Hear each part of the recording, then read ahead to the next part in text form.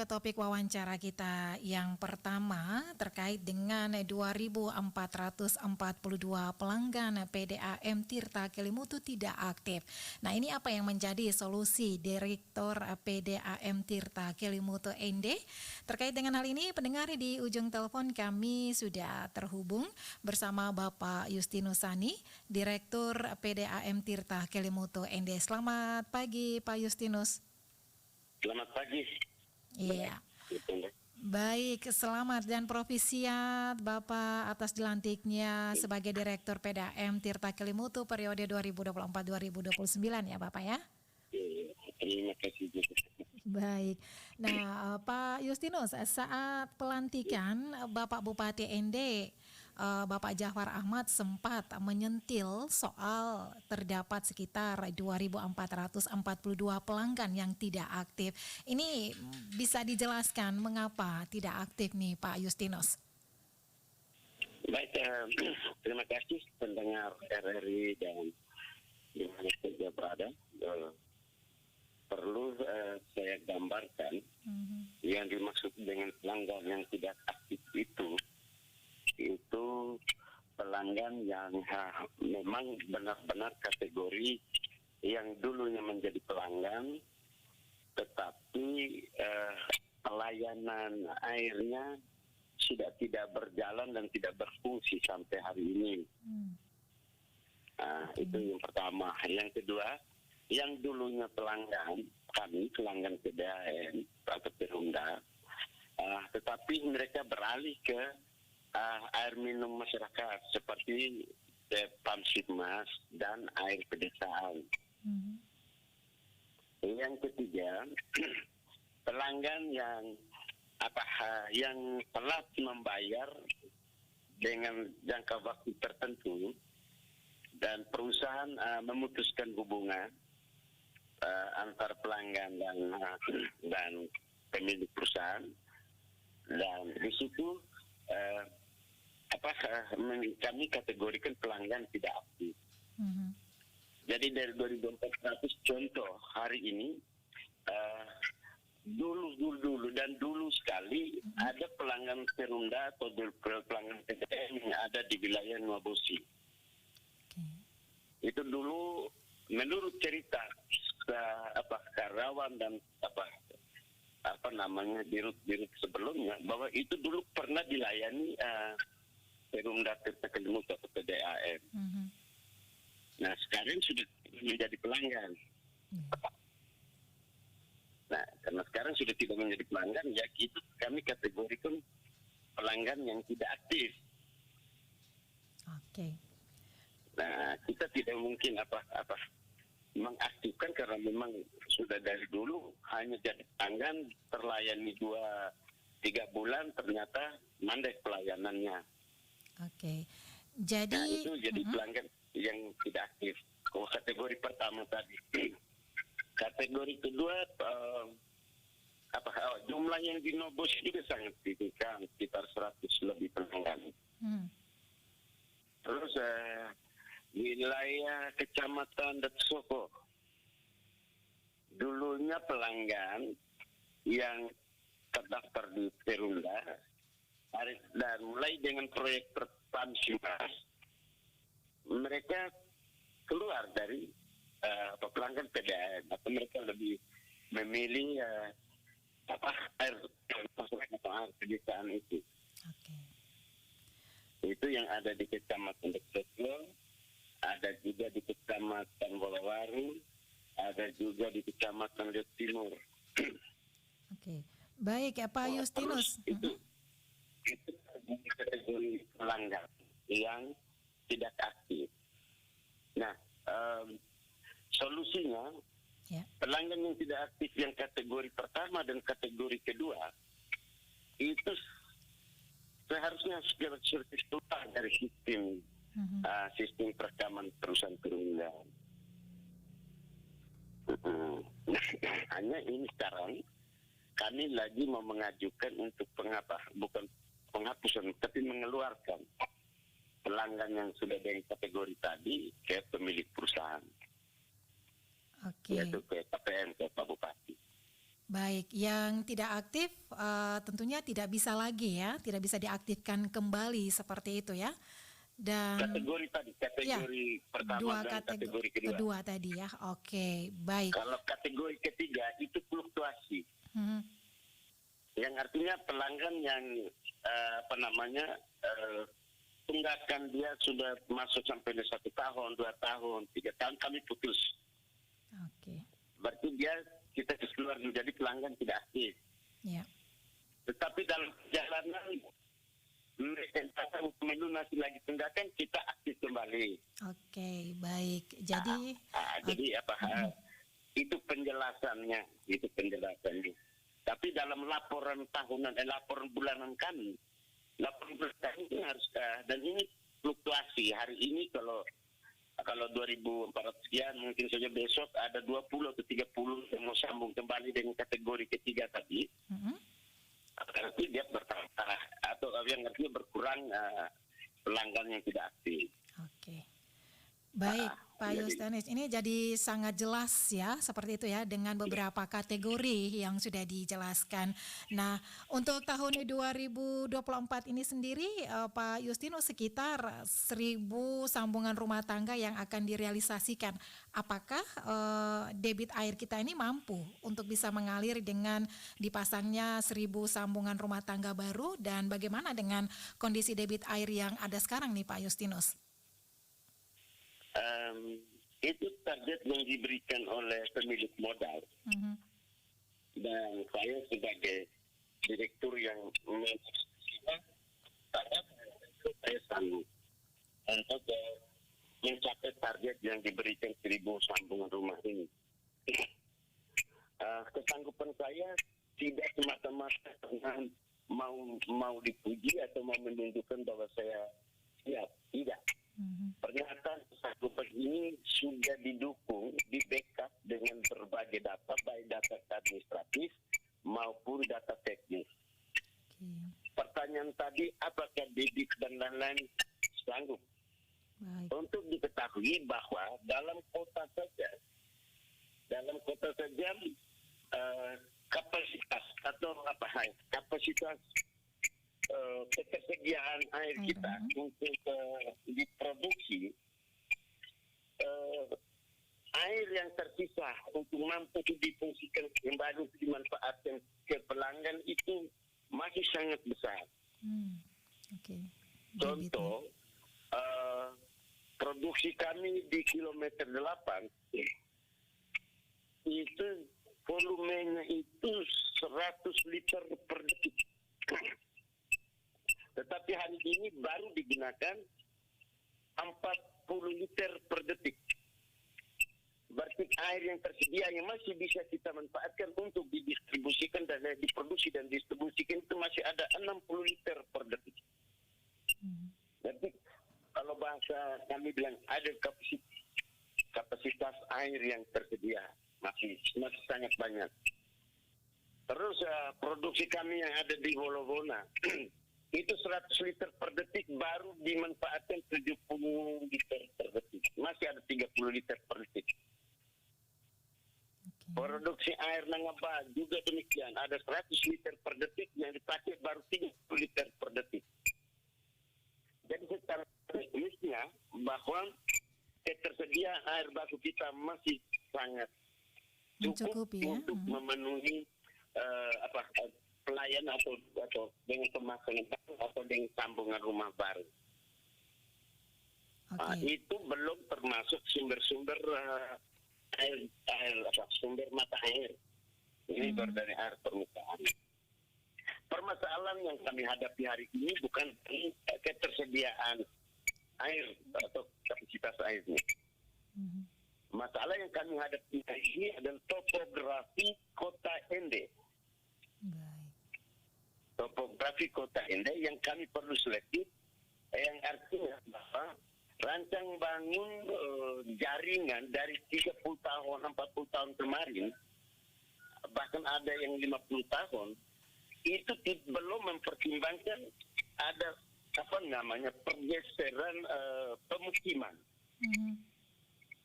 Pergeseran pemukiman yang sampai dikasih Gunung Meja sampai di Bongge. Ini kan sekarang kan perumahan semua. Oke, dan ini Tapi desain yang jaringan itu dia tidak menuju ke sana, tidak sampai ke sana. Dan ini kesulitan kami untuk harus membangun rancang baru konstruksi jaringan yang bisa mengarah dan bisa melayani masyarakat yang ada di ketinggian itu. Oke. Ini kesulitan yang kami hadapi hari ini. Tapi kalau dari sisi ketersediaan air, saya jamin mencukupi. Mencukupi ya. Bahkan bukan 1.000 pelanggan. Oke. Dan ada kapasitas yang ada, itu kami masih bisa mampu 5 sampai 6.000 pelanggan. Oke, jadi masih mampu ya untuk disalurkan kepada masyarakat seperti itu ya dengan mampu. Oke, dan kendala utamanya adalah topografi seperti itu ya Pak Justinus ya. Dan ini tentunya dipikirkan bersama bagaimana solusi untuk bisa masyarakat yang ada di sekitar ketinggian ini bisa juga merasakan aliran air seperti itu ya Pak Justinus. Memang solusinya gampang-gampang susah. Kalau kalau rencana bisnis saya sendiri dan didukung dengan kemampuan finansial, saya pikir rancang bangun kami rencananya untuk membangun reservoir yang lebih tinggi dari permukaan dari perkampungan atau perumahan. Baru kita menggunakan tenaga listrik untuk memompa atau mendorong dari sumber mata air ke reservoir, baru dari reservoir gravitasi untuk pelayanan ke pelanggan-pelanggan itu. Tetapi ini sangat sulit karena PDM sangat sulit mengalami mendapatkan anggaran sebesar 30 sampai 40 miliar. Karena kalau rencana untuk reservoir 1.000 saja, bar 1.000 saja, itu untuk satu reservoir itu kita 15 sampai 16 miliar. Oke. Nah, Pak Justinus, ini juga menarik ya kalau di tahun 2023 kemarin ini Kementerian PUPR ini juga melalui Balai Prasarana Pemukiman Wilayah NTT juga melakukan rehabilitasi prasarana SPAM SWRO di Kecamatan Pulau Ende dengan nilai anggaran 6,2 miliar dan ini telah selesai dikerjakan. Nah, bagaimana peran dari Tirta Kelimutu di sana seperti apa misalnya dalam mengelola prasarana SPAM SWRO di Pulau Ende nih Pak Justinus? Untuk Pulau Ende memang saya sendiri sangat ketat begitu betul untuk berdiskusi dengan kawan-kawan dari balai dan juga kontraktor pelaksana. Pulau Ende ini sudah 3 kali dan kali ini kali yang terakhir untuk saya peringatkan mereka jangan menjadi kelinci percobaan urus air minum di Pulau Ende. Baik. Bahkan sekarang ini sudah berjalan 1 bulan, masyarakat Pulau Ende sebagiannya sudah bisa menikmati air minum ini yang air yang kita ambil dari air laut itu. Itu yang pertama. Yang kedua, saya harus jujur kalau secara bisnis pelayanan air minum di Pulau Ende itu perusahaan ini harus rugi. Karena apa? Karena biaya operasionalnya besar, tetapi harga airnya rendah atau sangat sedikit. Biaya operasional Pulau Ende itu mencapai 30 juta per bulan, tapi biaya operasional besar, tapi penerimaan dari penjualan air itu di sana paling tinggi 2 juta. Oke, sangat rendah ya. 2 juta. Sehingga kami pertama mungkin akan turun untuk sosialisasi untuk penyesuaian harga air.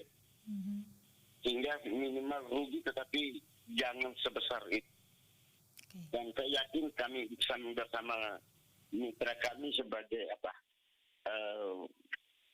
dinas teknis yaitu dinas PUPR kami sudah sepakat untuk mencoba di 2 bulan terakhir kami mencoba dengan standar seperti itu, dan kami akan turun sosialisasi untuk penyesuaian tarif air minum di Pulau Ende.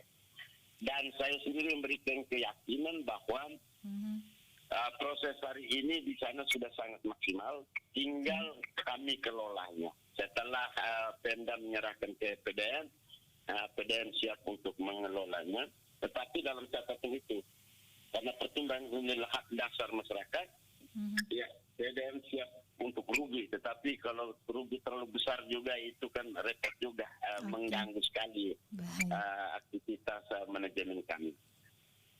Hingga saya malah mau berdiskusi dengan dinas PU bagaimana solusi yang terbaik supaya harus ada subsidi juga, subsidi harga air yang ada di Pulau Ende. Tapi ini solusi terakhir untuk kami diskusi.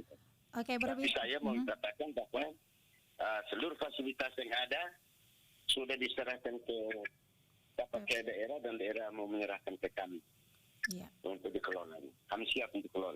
Oke, siap eksekusi ke Pulau Ende seperti itu ya. Tetapi tidak mau mengalami kerugian yang lebih tinggi seperti itu ya Pak Justinus ya. Oke, baik. Berbicara tentang harga air ya. Beberapa waktu lalu pada saat pelantikan juga Pak Justinus pernah melontarkan pernyataan terkait dengan kondisi PDAM Tirta Kelimutu, di mana mengibaratkan membeli air kemasan Rp1.000, kemudian menjualnya Rp500. Ini maksudnya apa nih Pak Justinus, kira-kira maksudnya? Ya, harga produksi air kami per kubik kan besar, harga produksinya besar, tapi jualnya kan terendah, karena masih mengikuti regulasi lama atau peraturan bupati, peraturan pemerintah yang lama. Dan ini kami terus memberikan dulu pelayanan. Setelah masyarakat sudah bisa merasakan kepuasan dari pelayanan kami, baru kami diskusi berikut untuk penyesuaian tarif. Jadi penyesuaian tarif untuk supaya perusahaan jangan rugi, masyarakat juga pelayanannya maksimal. Kita harus bersepakat untuk segera menyesuaikan tarif air minum ini. Oke, tadi Anda menyebutkan tentang penyesuaian tarif nih, apalagi di tengah kondisi ekonomi yang terlihat belum stabil nih Pak Justinus. Dan apakah yakin nanti tidak ada penolakan dari pelanggan Pak Justinus? Yang artinya pelanggan juga harus disadari. Menuntut maksimalitas dari pelayanan kami, ya harus diimbangi juga dengan biaya yang setara. Ya, harus disadari juga. Tetapi kalau harus ada resistensi seperti ini, ya jangan juga memaksa kami untuk maksimal dalam proses pelayanan. Kami harus jalani dengan apa yang ada, apa yang kami miliki, dengan seluruh kekurangan itu. Tapi saya yakin masyarakat dalam kota, masyarakat Kabupaten Ende, kalau diinformasikan, disosialisasikan dengan baik, dengan pelayanan hari-hari ini, saya pikir sudah menjadi perdebatan banyak orang. Kalau mau dibanding-bandingkan soal pelayanan, saya pikir masyarakat pasti mengamini juga. Karena yang namanya penyesuaian itu kan, ya standar itu kita punya kategori kan, yang standarnya rumah tangga biasa sekian, yang tangganya niaga sekian, tangga instansi pemerintahan sekian. Jadi di situ ada kluster, ada kelompok yang akan kita diskusikan. Tapi ini wacana untuk saya turun sosialisasi dulu. Keputusan sepenuhnya itu ada di pemerintah, di pemilik modal itu Pak Bupati. Ini Pak Direktur langsung turun sendiri ya? Mungkin memberatkan masyarakatnya. Ya, saya yakin. Tetapi sebagai pebisnis yang dalam tanda petik bisnis hak dasar rakyat, ya minimal harus imbangi antara fungsi sosial dan fungsi bisnis. Saya paham itu. Saya paham. Baik ya Pak Justinus, ya, jadi ada take and give seperti itu ya, apalagi Pak Dirut sendiri yang mau turun sosialisasi untuk bisa Iya. melihat situasi di masyarakat seperti apa. Ini menarik sekali. Dan rencana besar apa nih, sudah di 2 periode Bapak menjabat sebagai Dirut Tirta Kelimutu untuk kedepannya agar Tirta Kelimutu ini lebih maju lagi nih, rencana besar apa nih Pak Justinus? Tidak muluk-muluk juga. Rencana saya minimal perusahaan ini harus sehat. Baik. Kalau hari ini perusahaan mungkin kurang sehat, jadi saya di rentang waktu 5 tahun ini saya harus menakodai perusahaan ini harus sampai dalam posisi audit kinerja yang sehat, baik kinerja keuangan maupun manajemen. Itu dulu. Baik, harapan yang mau Anda sampaikan kepada masyarakat khususnya pelanggan air minum apa Pak Justinus? Ya, harapan kami tidak mengukur imbangi antara dan kewajiban, jangan lupa membayar Tepat waktu ya. air minum. Sehingga pelayanan juga akan seimbang dengan apa yang diharapkan oleh pelanggan saya. Baik. Itu saja. Selamat pagi dan salam Oke, sehat. baik. Saya Terima agak terlambat ke kantor dulu. Baik, terima kasih kasih. Bapak. Selamat Oke. pagi, selamat beraktivitas.